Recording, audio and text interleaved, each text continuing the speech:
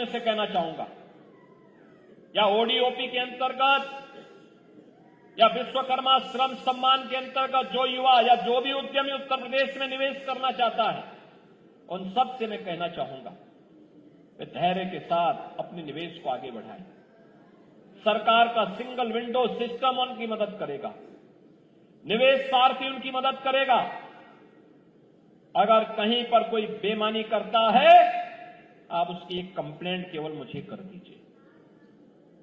भ्रष्टाचार जो घुन की तरह व्यवस्था को खोखला कर रहा है, इस पर बड़े प्रहार की तैयारी के साथ सरकार कार्य करने जा रही है।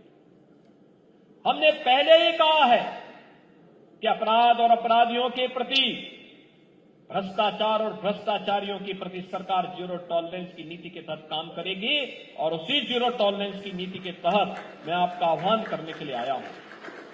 अगर कोई आपसे कहता है कि लोन दिलाने के नाम पे हम आप पैसा दीजिए, हम पैसा दिलाएंगे, कतई विश्वास मत करिए। सरकार के पोर्टल पर जाइए।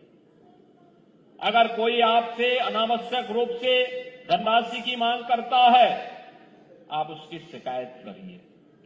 हम उसकी जांच करवा करके जवाबदेही तय करवा देंगे वहां पे।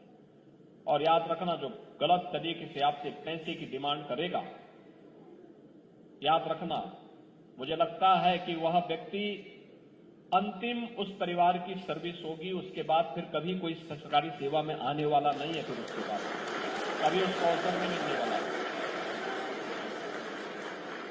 इतनी बड़ी कार्रवाई कर देंगे कि वह एक नजीर बन जाएगी। और बहनों और भाइयों, एक घुन को समाप्त करने की आवश्यकता है, सख्ती के साथ इससे लड़ने की आवश्यकता है।